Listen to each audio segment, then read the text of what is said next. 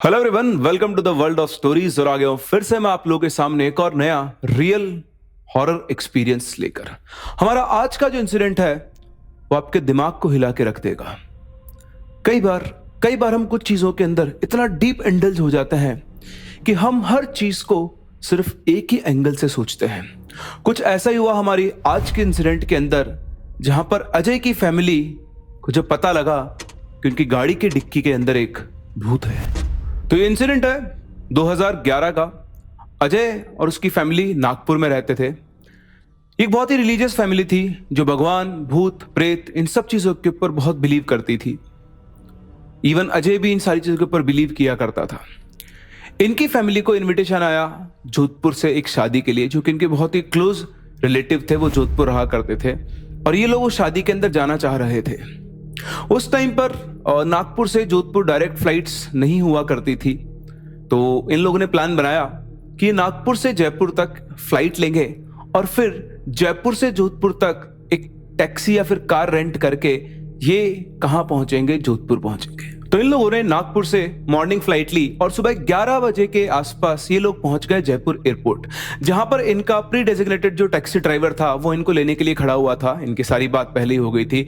11:10 के अराउंड ये जयपुर एयरपोर्ट से निकले जोधपुर के लिए। जयपुर से जोधपुर का डिस्टेंस अराउंड 350 किलोमीटर्स है, जो रास्ता करीबन 5 से 6 घंटे के अंदर आराम से कंप्लीट हो जाता है। ये लोग निकले और रास्ता जो है वो बहुत सिंपल है। जयपुर से किशनगढ़, किशनगढ़ से अजमेर, अजमेर से ब्यावर होते हुए ये लोग जोधपुर की तरफ जाने वाले थे, जो कि बेसिकली NH-48 के थ्रू जाता है। ये अपने फिक्स टाइम से पहले ही अजमेर पहुंच चुके थे। 1 बजे के आसपास ये अजमेर पहुंच चुके थे, मतलब ये अजमेर को क्रॉस कर गए थे और हाईवे पे चल रहे थे। क्योंकि ये लोग सुबह से चले हुए थे, कुछ खाया पिया नहीं था, तो उन्होंने ड्राइवर से बोला कि अगला जो भी ढाबा है वहां पे रुक देना, हम लोग थोड़ा खाना वाना खाएंगे। जैसे एक ढाबा आया, ढाबे पर टैक्सी ड्राइवर ने रोका और ये लोग अपना खाना वाना खा के फ्री हुए। खाना वाना खा के फ्री होने के बाद ढाबा था, कोई बहुत बड़ा ढाबा नहीं था, एक छोटा सा ढाबा था, क्योंकि बात है 2011 की। तब इस हाईवे के ऊपर इतने ज़्यादा जो है ना रेस्टोरेंट फिर ढाबा नहीं हुआ करते थे। तो एक छोटा सा ढाबा था, वहाँ पे उसने रोका। खाना वाना खाने के बाद इन लोगों ने अपने हाथ मुंह धोने के लिए नल देखा, तो नल नहीं था, लेकिन ढाबे के ही पास में कुआं बना हुआ था। तो जब उन्होंने पूछा कि हाथ पैर कहाँ धोने हैं, तो उन्होंने बोला कि वो कुआं है, उससे बाल्टी निकालें और आप अपने हाथ पैर धो सकते हैं। तो वो गए। उनके लिए भी एक अच्छा एक्सपीरियंस था कि चलो कुएं से पानी निकाल के हाथ पैर धोते। तो उन्होंने कुएं से पानी निकाला, अपने हाथ पैर वगैरह धोए, हाथ मुंह धोए और उसके बाद जाकर वापस से गाड़ी में बैठ गए और इन लोगों का सफर शुरू हुआ। तो सफर शुरू हुआ, वापस से लोग गाड़ी में बैठे। सब लोगों ने अपने विंडोज के थ्रू हाईवे को देख रहे थे। राजस्थान की गर्मी आप जानते ही हैं। सड़क बिल्कुल खाली थी, ऑलमोस्ट खाली सी थी, बहुत ज़्यादा कंस्ट्रक्शन नहीं था हाईवे के ऊपर। तो बढ़िया अपना हाईवे का मज़ा ले रहे थे, आराम से पूरी फैमिली बैठी हुई थी। अच्छा, फैमिली के अंदर अजय था, उसके मदर फादर थे। तो अजय गाड़ी में आगे बैठा हुआ था और मदर फादर पीछे बैठे हुए थे और इधर ड्राइवर अपनी गाड़ी चला रहा था। गाड़ी चलते चलते एकदम से उन सभी लोगों को एक बच्चे के रोने की आवाज़ आने लगी। लेट मी टेल यू, उस टाइम पर सभी लोगों के पास इतना स्मार्टफोन नहीं हुआ करते। उस गाड़ी के अंदर ड्राइवर के पास एक छोटा सा कीपैड वाला फ़ोन था और इस फैमिली के अंदर सिर्फ अजय के फादर के पास एक फ़ोन था, वो भी क्वालिटी कीपैड वाला फ़ोन जो पहले चला करता था। स्मार्टफोन नहीं था। दैट मीन्स वहाँ पर कोई भी वीडियो नहीं देख रहा था, कोई किसी तरह गाना नहीं चल रहा था। लेकिन अचानक से सभी लोगों को एक बच्चे के रोने की आवाज़ आने लगी। उस आवाज़ से पहले तो सभी, मतलब इंडिविजुअल आदमी जब सुनते हैं बच्चे की आवाज़ है, सबने दूसरे को देखा तो आंखों ही आंखों में बात हुई कि हाँ आवाज़ आ रही है। तो उन्होंने ड्राइवर से पूछा कि यार ये बच्चे के रोने की आवाज़ कहाँ से आ रही है। तो ड्राइवर ने बोला साहब कोई आवाज़ तो नहीं आ रही है। तो बोलते नहीं, हमें तो आवाज़ आ रही है। तो ड्राइवर थोड़ा सकपका गया। उसने बोला साहब नहीं, ऐसा हो सकता है, आप इग्नोर करो आवाज़ को ना, कभी कभी हाईवे होता है ना, ऐसी जगह आ जाती है तो वहाँ से चलते टाइम ऐसी आवाज़ आ जाती है। तो उन्होंने इग्नोर किया। लेकिन हर थोड़ी देर के बाद एक बच्चे के रोने की आवाज़ आती, हर थोड़ी देर के बाद, हर 2-5 मिनट 2-3 मिनट के बाद। उन लोगों को कितना इग्नोर करेगा, वो इग्नोर करते जा रहे थे, लेकिन वो आवाज़ रुक नहीं रही थी। करीबन 10-15 मिनट के बाद उन्होंने ड्राइवर को देखा और बोला क्या चक्कर है, ये बच्चे के रोने की आवाज़ आ कहाँ से रही है और ये चुप क्यों नहीं हो रहा, मतलब ये आवाज़ जा क्यों नहीं रही है, बताओ क्या गड़बड़ है। तो ड्राइवर थोड़ा सहम गया। उसने बोला साहब मैं आप लोगों को बताना तो नहीं चाह रहा था, लेकिन लगता है मुझे आपको बताना पड़ेगा। तो उन्होंने बोला गाड़ी रोक। उसने गाड़ी रोकी, उससे पूछा बता क्या हुआ। तो उसने बोला कि साहब वो हम जिस ढाबे पे रुके थे ना, उस ढाबे पे वो जो कुआं था, वो कुआं शापित है। तो ये घबरा गए तीनों। उन्होंने को बताया कि तो बहुत ज़्यादा बिलीव करते चीज़ के ऊपर। तो उन्होंने बोला क्या क्या बकवास कर रहे हो तुम? तो उसने कहा साहब, उस कुएं में कई लोगों की मौत हो चुकी है और कई बार रात को गांव वालों को उस कुएं में से किसी के चिल्लाने की, रोने की आवाज़ आती है। ऐसा कहते हैं कि इस कुएं का जो भी पानी पी लेता है या उससे यूज़ कर लेता है, हाथ पैर मुंह धो लेता है, तो उस इंसान को भी वैसी आवाज़ आना शुरू हो जाती है। साहब, शायद इसी वजह से आप लोगों को भी आवाज़ आ रही है। वो बुरी तरह से घबरा गए। तुम्हारा दिमाग खराब है? अगर वो ऐसी जगह थी तो तुमने वहां पे क्यों रोका? साहब, आपने बोला था कि जो भी अगला ढाबा है उस पर रोक देना, और मुझे नहीं पता था कि दिन में भी ऐसा कुछ हो सकता है। सब ये जो रोने की आवाज़ है ना, ये उसी की वजह से आ रही है। सब हो ना हो हमारी गाड़ी के अंदर भी कोई ना कोई आत्मा आ गई है। अब आप समझे, एक ऐसे फैमिली जो भूत प्रेत सब पे भरोसा करती है, उसकी क्या हालत होगी। तीनों बुरी तरह से घबरा गए। उसके पिताजी को कैब ड्राइवर का गुस्सा भी आ रहा था और साथ ही साथ उन्हें बहुत बुरी तरह से डर भी लग रहा था, क्योंकि वो आवाज़ अब भी उनको सुनाई दे रही थी। तीनों के तीनों बुरी तरह से घबरा कर ड्राइवर से बोला कि तुम लोग क्या हो? तुम लोगों को समझ नहीं आता, हम टूरिस्ट बाहर से हैं, हम लोग सब जानते नहीं, तुम लोग को इस चीज़ का ध्यान रखना चाहिए। अब क्या होगा हमारा? हमारे पीछे आत्मा पड़ गई, हमारा कुछ नुकसान हो गया तो? उसने बोला साहब, आप चिंता मत करो, अभी रास्ते में भैरव बाबा का एक मंदिर आने वाला है, मैं आपको उस मंदिर पर लेके चलूँगा, आप लोग वहाँ जाके एक पूजा करवाना, तो लोग कहते हैं कि वहाँ से ये सब से आप दूर बच सकते हो। तो उन्होंने बोला ठीक है जल्दी चलो और हमें उस मंदिर के ऊपर लेकर चलो, मंदिर पे लेकर चलो। तो ये गाड़ी वापस से स्टार्ट हुई, गाड़ी चलना शुरू हुई और इधर से थोड़ा वो आवाज़ अब बार बार आती, फिर बंद हो जाती, फिर बीच बीच में आ रही थी, बंद हो रही थी। तो ड्राइवर ने गाड़ी थोड़ा तेज़ चलाई और रास्ते में मंदिर था। ये लोग मंदिर पर पहुंचे।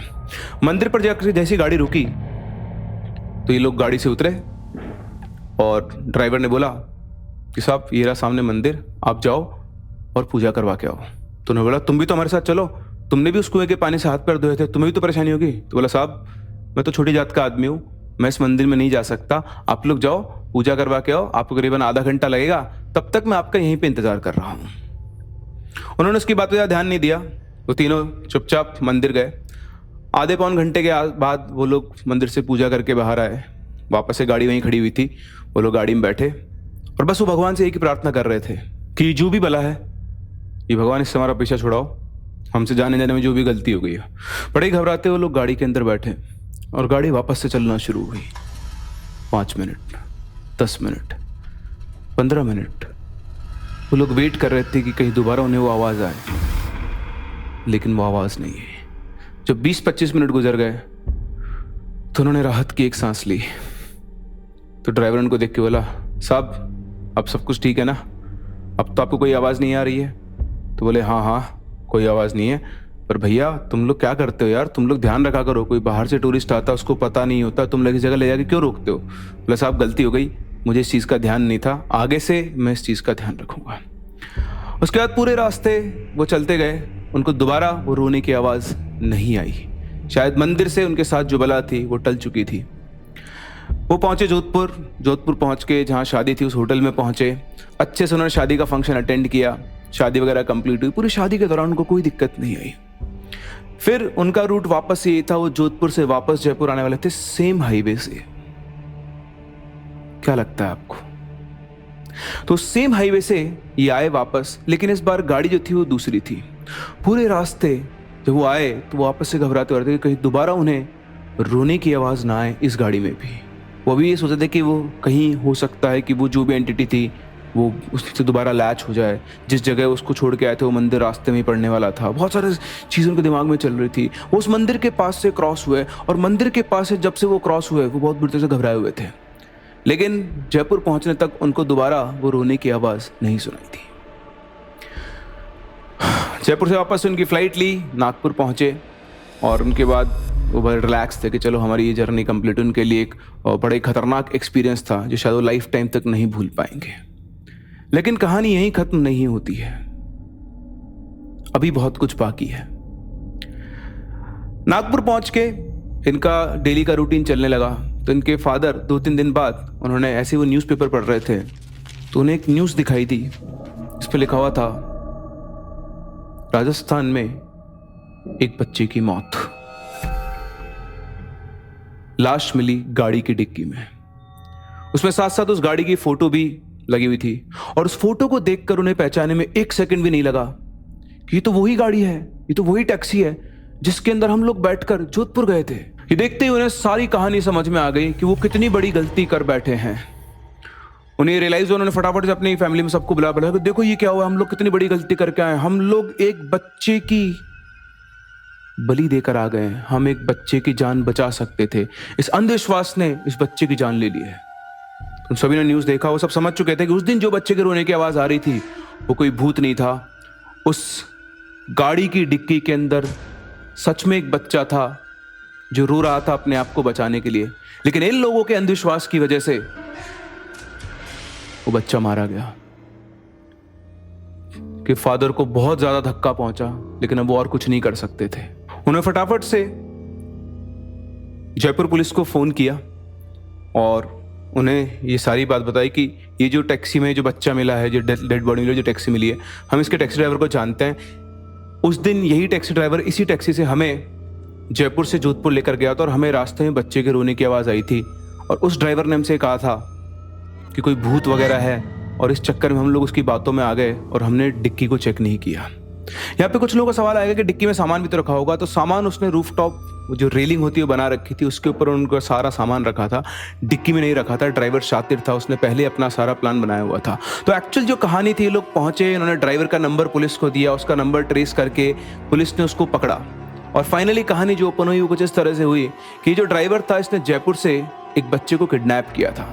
इसका प्लान था कि उस किडनैपिंग की फिरौती वो मांगेगा उसके पेरेंट्स से, और इसी दौरान, किडनैप करने के दौरान ही उसकी जो टैक्सी कंपनी थी उसने उसकी राइड बुक कर दी थी, मतलब उसको, उस फैमिली को जयपुर से लेकर जोधपुर तक जाना था। तो उसने बच्चे को कुछ नशीली दवाइयाँ दी और उसके बाद उसको डिक्की में बंद कर दिया और उसने सोचा कि वैसे भी शहर से तो बाहर निकलना ही है, तो क्यों ना एक सेफ भी हो जाएगा कि मैं तो पैसेंजर लेकर जोधपुर गया हुआ था और किसी को पता भी नहीं चलेगा। तो उसको अपनी प्लानिंग फुल प्रूफ लग रही थी। लेकिन रास्ते में जब इन लोगों के साथ ये घटना हुई, तो जब ये अजमेर रुके, ढाबे के ऊपर उनका टाइम स्पेंड हुआ, तो उन दवाइयों का असर खत्म हुआ। नशीली दवाइयाँ, बच्चा पूरी कॉन्शियस में भी नहीं आ पा रहा था, लेकिन बीच बीच में जब जब उसकी आँख खुल रही थी तो वो रो रहा था बचाने के लिए, और इन लोगों को उस बच्चे के रोने की आवाज़ आ रही थी। ये सोचे बिना कि वाकई में गाड़ी के अंदर एक बच्चा हो सकता है, इन लोगों का जो दिमाग था वो एक ही चीज़ सोच रहा था, जो ड्राइवर ने उन्हें बताया कि कुएं से कोई आत्मा उनके साथ चिपक गई है। तो इतना ज़्यादा भी किसी चीज़ पे भरोसा करना फायदेमंद नहीं होता है। शायद उस दिन अगर ये एक एंगल से और सोच पाते तो उस दिन उस बच्चे की जान बच सकती थी। जब उस बच्चे की फैमिली को ये सब पता चला तो वो क्या कर सकते थे, उनका बच्चा उनके हाथ से जा चुका था। उन्होंने इन लोगों को ब्लेम नहीं किया, उनमें इनकी कोई गलती नहीं थी। हो सकता है कई बार सिचुएशन में फंस के आदमी घबरा जाता है और सोच नहीं पाता है।